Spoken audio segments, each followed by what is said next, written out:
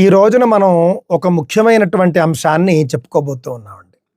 మనందరికీ తెలుసు, మన ఇళ్లల్లో ఇంటి బయట ముగ్గు లేనిదే తెల్లారదు. ఏదైనా ఒక పండుగ వచ్చింది అనంటే కనుక ముగ్గు అనేది తప్పనిసరిగా మన ఆచారాల్లో భాగం అయిపోయింది. ఇంకా చెప్పాలంటే మన నిజ జీవితంలో భాగం అయిపోయింది.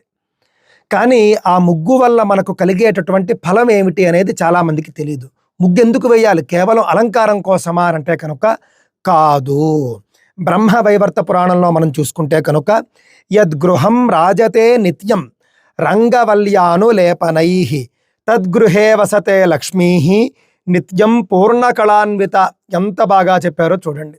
ఏ ఇల్లైతే అట ప్రతిరోజు కూడా రంగురంగుల ముగ్గులతో ప్రకాశిస్తూ ఉంటుందో ఆ ఇంట్లో మహాలక్ష్మి పూర్ణ కళాన్వితయై, అంటే సంపూర్ణమైనటువంటి కళలతో ఆ ఇంట్లో నివసిస్తుంది. కావున మనం ఇంటి ముందు ఇంటి లోపల ముగ్గు పెట్టుకున్నాము అంటే కనుక లక్ష్మీదేవిని ఆహ్వానిస్తూ ఉన్నాము అని అర్థము. అది కేవలం అలంకారం కాదు అనే విషయాన్ని దృష్టిలో పెట్టుకోవాలి.